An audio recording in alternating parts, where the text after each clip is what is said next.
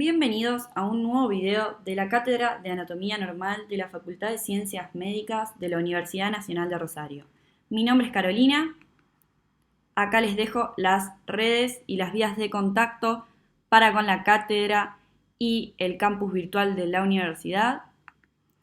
Y hoy vamos a estar viendo generalidades del sistema genital masculino. Acá tenemos dos imágenes esquemáticas, esta es una vista lateral y esta es una vista frontal. Vamos a comenzar nombrando cuáles son los órganos que van a constituir el sistema genital masculino. Vamos a tener las glándulas sexuales masculinas, que son los testículos. Tenemos el epidídimo. Vamos a tener el conducto deferente formando parte de las vías espermáticas, las vesículas seminales que van a conformar la mayor cantidad del líquido seminal, tenemos el conducto eyaculador como vía excretora final de lo que es el conducto deferente y las vesículas seminales. Luego tenemos la glándula prostática o próstata, que la vemos acá en íntima relación con la vejiga, que es este órgano que tenemos por arriba. Y tenemos a la uretra, la vía final común del sistema urinario y del sistema reproductor en el hombre. Luego tenemos las glándulas bulbouretrales, que también van a estar aportando para el líquido seminal, y el pene como el órgano de la copulación. Ahora bien, ahora tenemos estas dos imágenes. Esta es una imagen cadavérica, es un corte sagital. Estamos viendo una vista lateral en donde esto es anterior y esto es posterior. Vamos a repasar un poco lo que estuvimos nombrando recién. Por delante y hacia abajo tenemos el pene. Las glándulas bulbouretrales las vamos a ver en esta imagen de Atlas, que también es una vista lateral, un corte sagital. Las tenemos aquí en la base de lo que es el bulbo del pene. Vamos a ver la próstata, nuevamente en relación con la vejiga hacia arriba. De este lado lo mismo, acá tenemos la próstata y por encima la vejiga. Luego tenemos la uretra, que forma parte en su porción peniana, su porción membranosa y su porción prostática, el conducto eyaculador, las glándulas o vesículas seminales. Aquí vemos la porción final de lo que es el conducto deferente, llegando a la cara posterior de la próstata, de la vejiga, perdón. Y por último vemos en las bolsas escrotales a las glándulas o gónadas, como dijimos antes, que son los testículos, y por detrás de ellos, en íntima relación, vemos el epidídimo. Ahora bien, vamos a comenzar hablando de los testículos. Estas glándulas sexuales masculinas que por su secreción externa producen los espermatozoides a partir de la espermatogénesis y por su secreción interna toma parte en la pubertad, dando lugar a lo que son los caracteres sexuales secundarios. Esto está dado por la secreción hormonal de los testículos, que es la hormona testosterona. Acá vemos una imagen cadavérica, una vista frontal, en donde se rebatió toda la piel y el tejido celular subcutáneo, y acá podemos ver en naranja a el testículo. Vamos a ver que tiene en su porción posterior la relación con el epidídimo. Así que del testículo lo que vamos a decir es que es un órgano ovoide que en condiciones normales es blanco nacarado, es brillante, es liso. Acá lo vemos pintado en la imagen, por eso. Tiene entre 4 y 5 centímetros de alto, 2,5 de espesor y 3 de ancho. Y va a presentar dos caras, una interna, que es esta que vemos aquí, o medial, y una lateral o externa. Vamos a tener dos bordes, uno posterior Recuerden que el posterior será el que esté en relación con el epidídimo y uno anterior que es libre. Luego vamos a tener dos extremidades, una es la superior y otra es la inferior. Cuando hablemos de la constitución anatómica de los testículos, vamos a tener tres porciones o tres tejidos que vamos a distinguir. Uno va a ser la túnica albuginea, que va a ser esa túnica o esa membrana fibrosa que va a rodear al órgano y que es la que le da ese color blanco nacarado brillante y su textura o consistencia lisa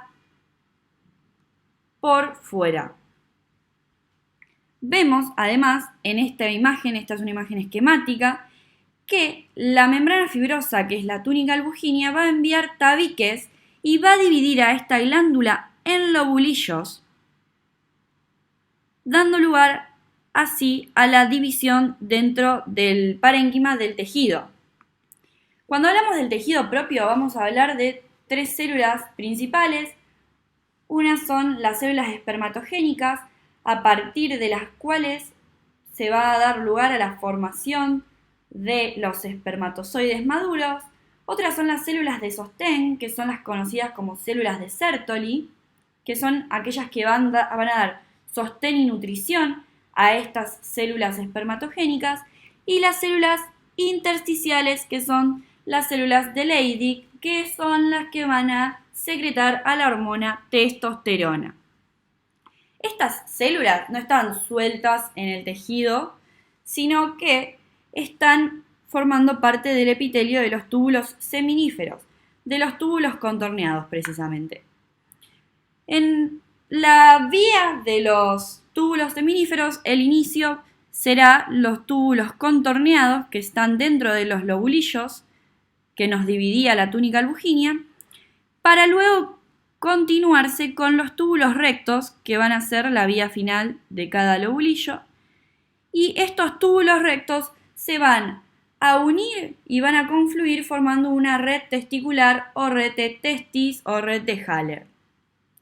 Esta red de Haller lo que va a hacer luego es enviar conductos eferentes para terminar en la cabeza del epidídimo. Acá vemos una imagen cadavérica. Esto es un corte sagital del testículo y del epidídimo y vemos cómo es el parénquima por dentro del testículo. Vemos que es un órgano macizo.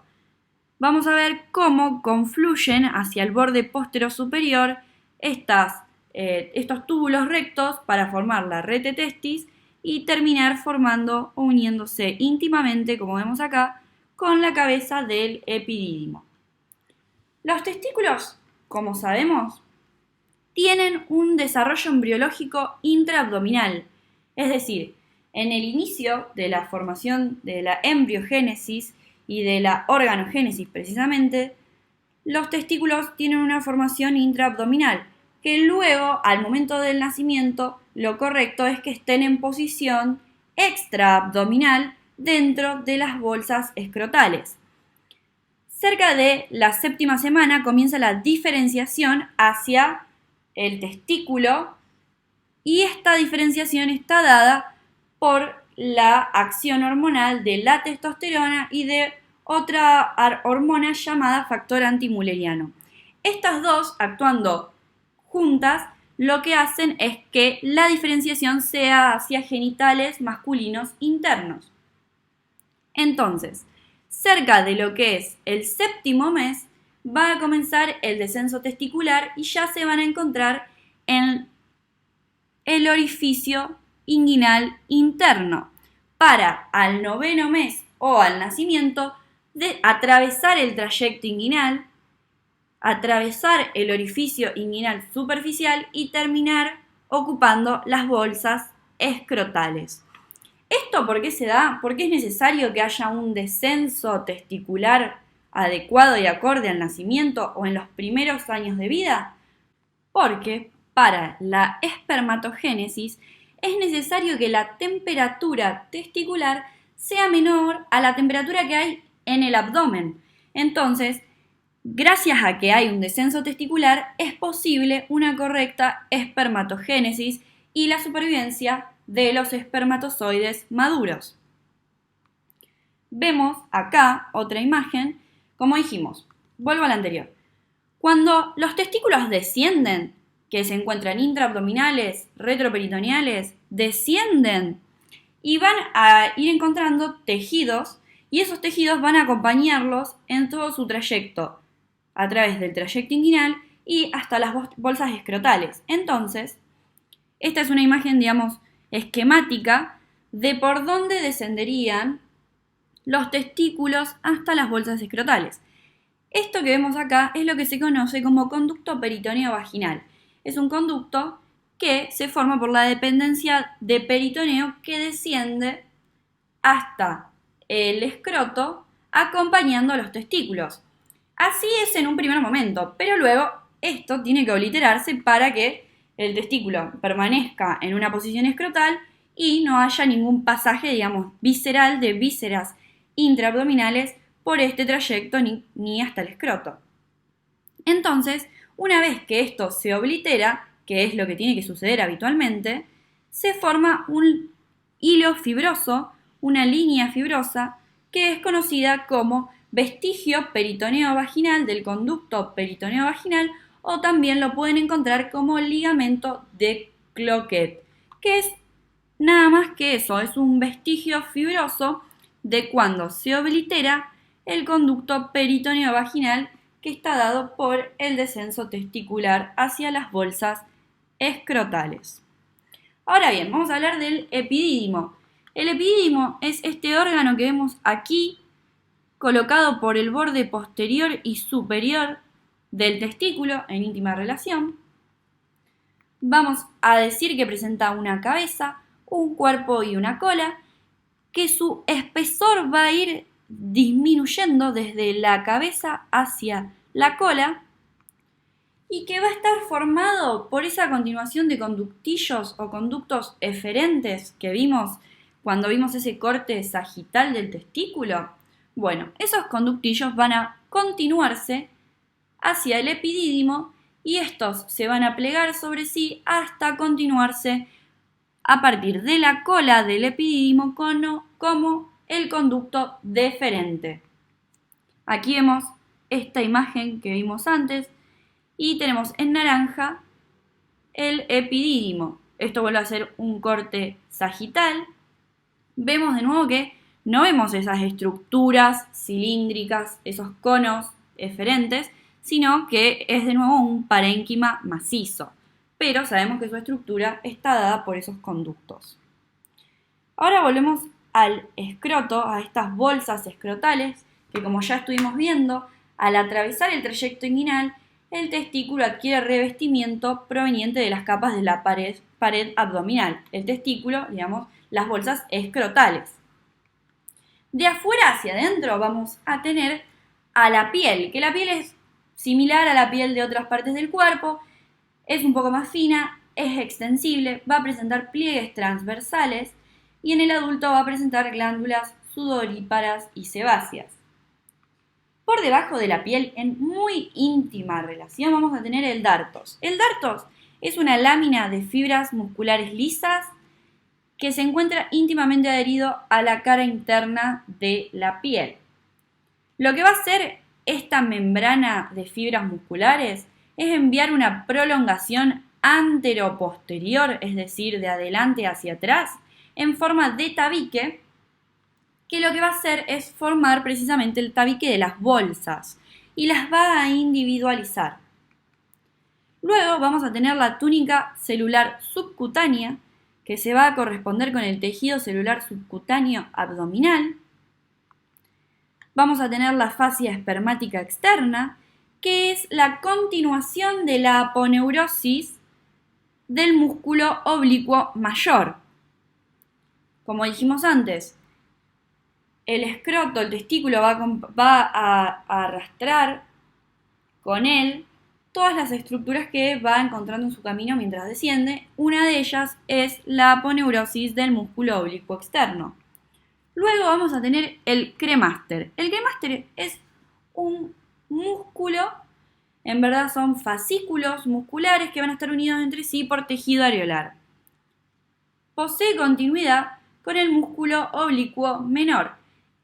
Sería esta capa que vemos aquí, que es tejido muscular, que es un músculo que va a contraerse, que cuando se contrae ante estímulos como el frío, va a tirar del testículo y lo va a hacer elevarse acercándose a la cavidad abdominal.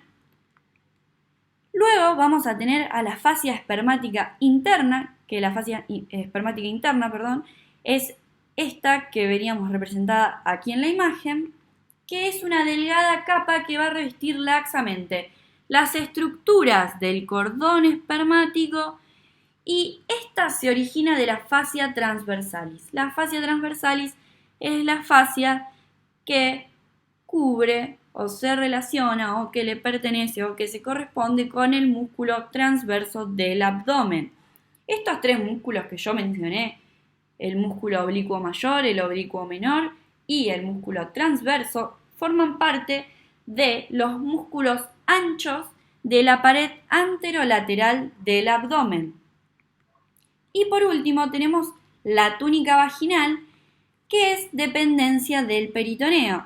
Y así como es dependencia del peritoneo, tiene su misma configuración. Es decir, el peritoneo va a presentar una hoja visceral y una hoja parietal, y así lo va a hacer la túnica vaginal.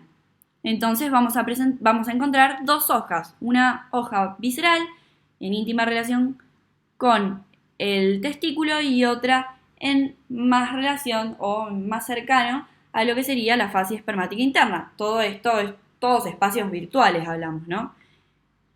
Como vemos que tiene dos hojas, una visceral y una parietal, hay un espacio, hay una cavidad vaginal entre estas dos hojas que es un espacio virtual, tiene un poco de líquido filante, pero nada más. Ahora vamos a ver esta imagen, que es otro corte, también es una imagen de Atlas. Estaríamos viendo una vista frontal, y en esta vista frontal vemos cómo es el pasaje del testículo y del cordón espermático con todos los tejidos, digamos, con los que se hace solidario y que forman las capas escrotales. Vamos a ver de adentro hacia afuera el peritoneo, cómo va a atravesar y a acompañar a estos elementos que se van a empezar a juntar para descender por el trayecto inguinal. En esta posición un poco más interna vemos la fascia transversalis, que es esa fascia que dijimos que acompañaba al músculo transverso del abdomen, que es este que les marco acá, y vemos cómo también se adosa a los elementos. Luego tenemos el músculo oblicuo menor, que el músculo oblicuo menor que dijimos, que lo que formaba era la dependencia conocida como músculo cremaster o cremaster, y vemos aquí cómo desprende esos fascículos musculares para también atravesar el trayecto inguinal. Y por último tenemos este músculo, que es el músculo oblicuo mayor, que va a formar la dependencia de la fascia espermática externa, y así también atravesar de arriba hacia abajo y de lateral a medial el trayecto inguinal. En esta imagen lo que no vemos es la túnica celular subcutánea, el dartos y la piel, porque vemos claramente que está rebatido. Ahora vamos a comenzar a hablar de las vías espermáticas. Las vías espermáticas dan inicio a través del conducto deferente. El conducto deferente es, vemos de nuevo esta imagen, este es un testículo, estamos viendo una cara lateral, vemos el borde posterior del epidídimo, vemos cómo está por su borde anterior adosado al borde posterior del testículo, y vemos cómo desde la cola del epidídimo se continúa este conducto en forma ascendente, que es lo que conocemos como conducto deferente. Este conducto es bastante largo, mide 50 centímetros aproximadamente y presenta 5 porciones según las relaciones que tiene en cada segmento por donde atraviesa. La primera porción es la porción escrotal, que es esta porción que va a estar dentro de las bolsas escrotales y en relación con el epidídimo. Luego tenemos la porción funicular, que es cuando toma contacto con todo el contenido del cordón espermático y hasta el orificio inguinal externo o superficial. En esta otra imagen, esta imagen cadavérica, una vista frontal, vemos rebatida la piel, tejido celular subcutáneo y tenemos todos los elementos del cordón espermático. Y acá en naranja volvemos a ver el conducto deferente y lo vemos en su porción inguinal, que es cuando atraviesa por el trayecto inguinal.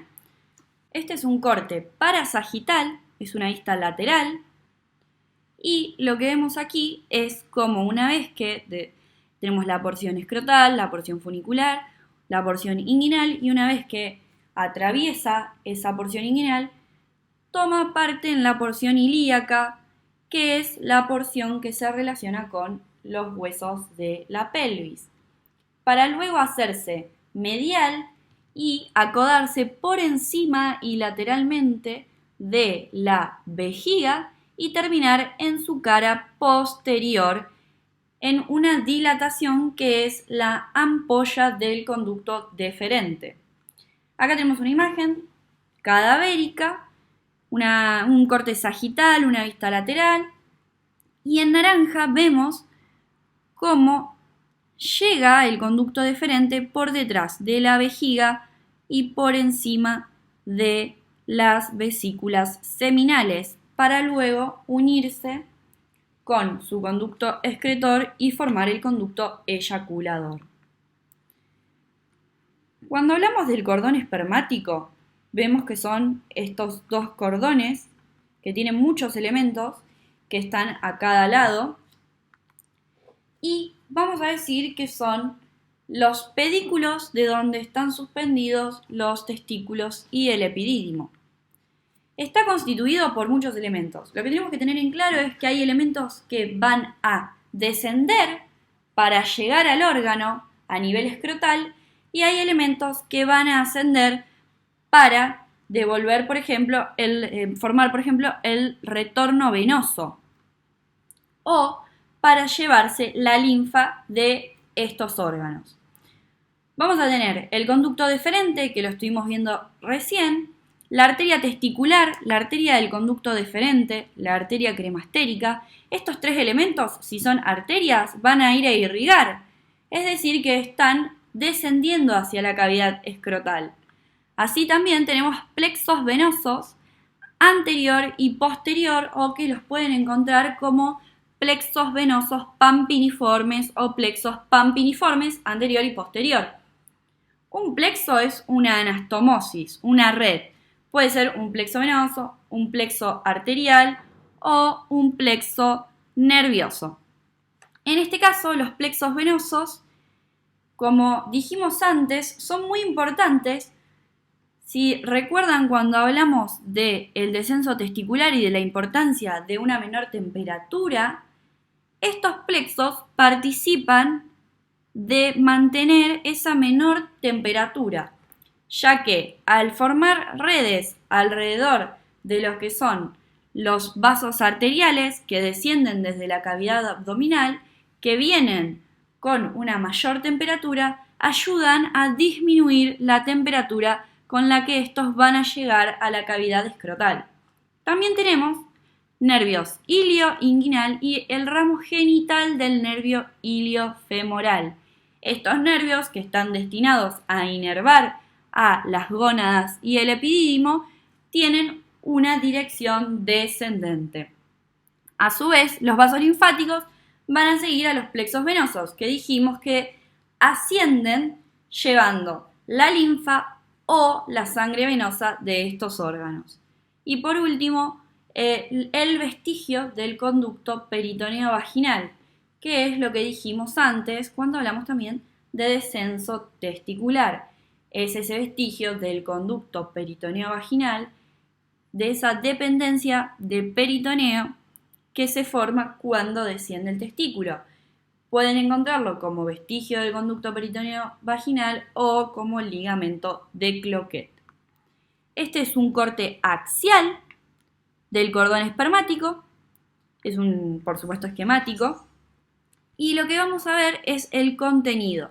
Cuando estudiamos en profundidad al conducto espermático y a sus elementos, se van a estudiar dividido en dos segmentos, un segmento anterior y un segmento posterior, en donde en el segmento posterior encontramos al conducto deferente con su arteria y en el segmento anterior, vamos a encontrar a la arteria testicular.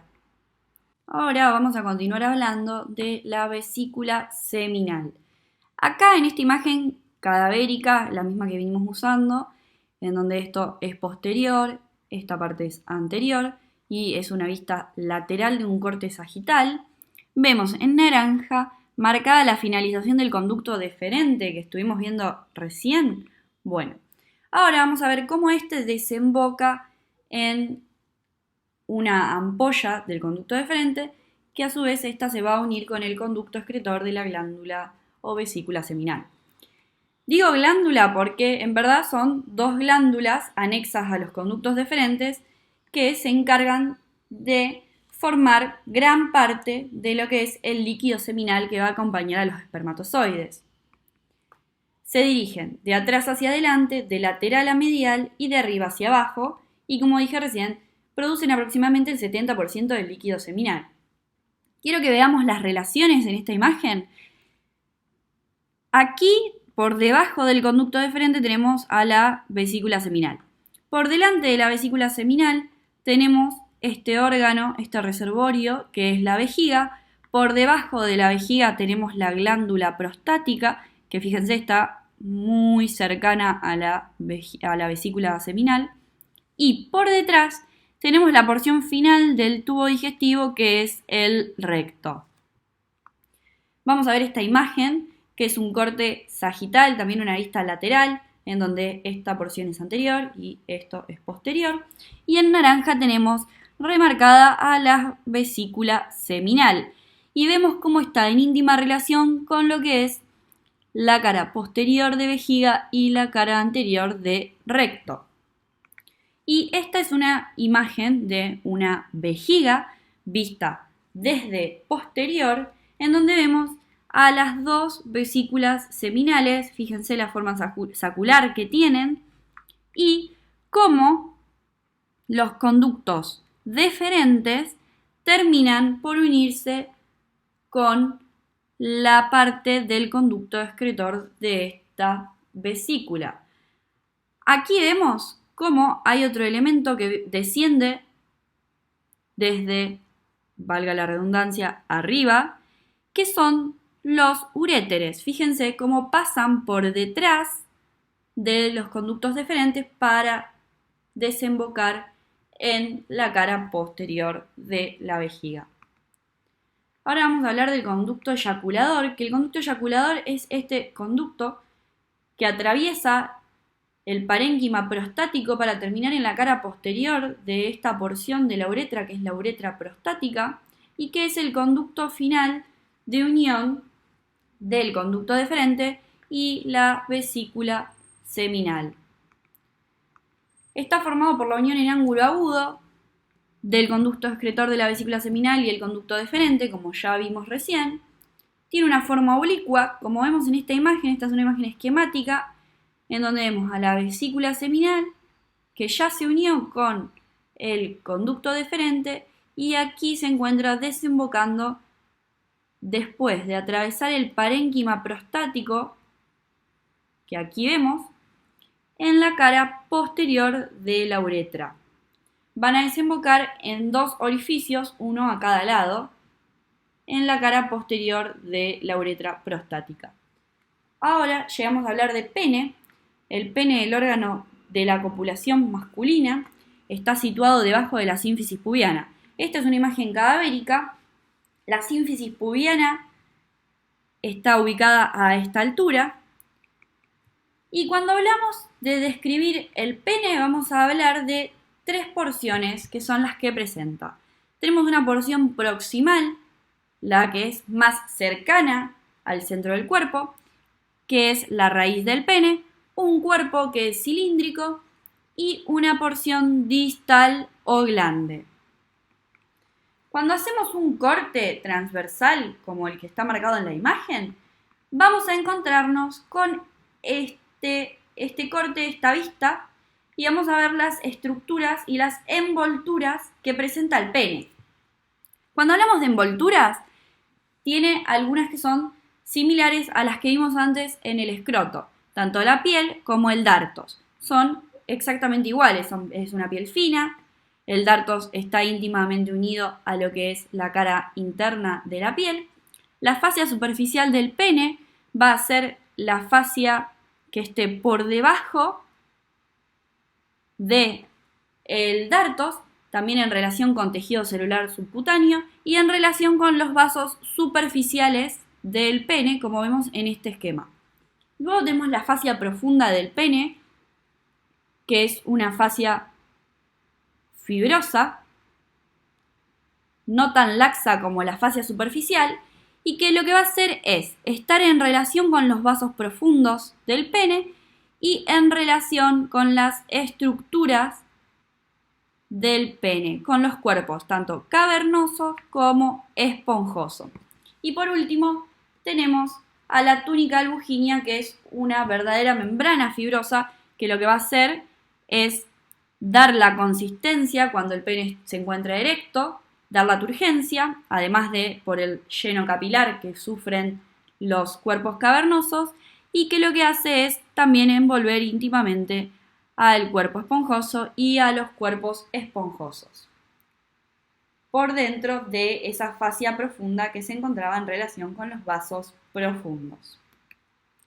Ahora vemos nuevamente un corte axial de lo que es el cuerpo del pene cercano a la base o raíz.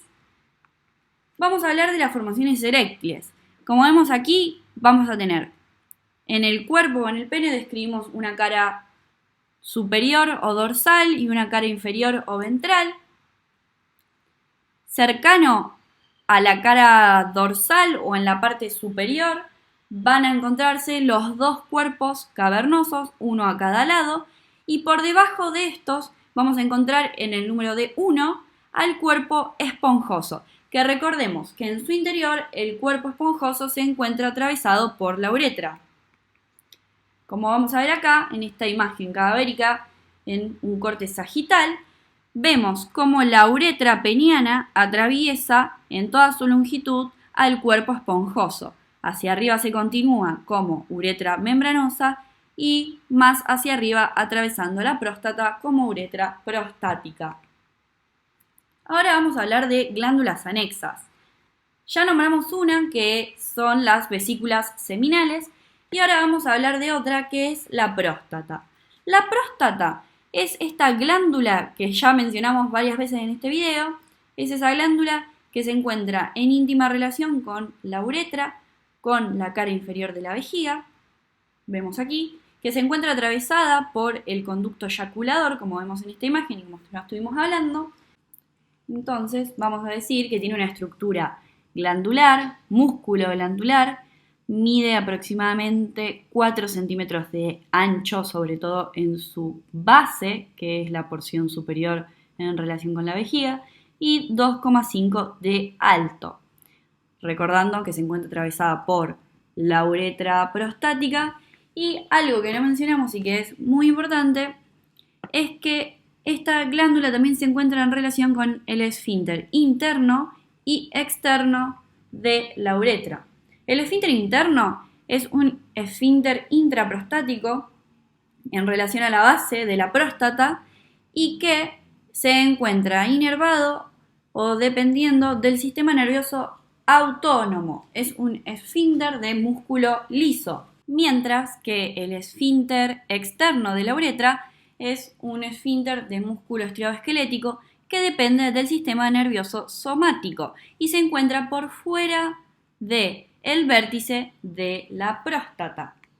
Vemos en esta imagen cadavérica un corte sagital, una vista lateral y vemos en naranja remarcado todo el parénquima prostático, que lo vemos en muy íntima relación con la vejiga hacia arriba Y quiero resaltar estas relaciones hacia atrás que tiene la cara posterior de la próstata con la porción final del tubo digestivo que es el recto. Es muy importante esta relación, fíjense el íntimo contacto que presenta, ya que nos va a servir a la hora de este examen. Cuando hacemos un tacto rectal, lo que hacemos es introducirnos a través de la última porción del tubo digestivo para así alcanzar la cara posterior de la próstata y poder evaluarla en toda su morfología, extensión, consistencia, etc. Ahora vamos a hablar de las glándulas bulbouretrales. Las glándulas bulbouretrales son dos pequeñas glándulas. Las vamos a ver en este corte frontal a cada lado del músculo estriado esquelético que forma parte del esfínter externo de la uretra, y en esta vista lateral la vemos también de manera lateral al esfínter externo y cómo su conducto excretor desemboca en la uretra peniana en la zona del bulbo del pene. Tenemos ahí sus descripciones. Muchísimas gracias por acompañarnos. Les dejo la bibliografía. Recuerden que tienen subido al campus virtual bibliografía extra. Les dejo esta frase de Galeano. Muchísimas gracias por acompañarnos.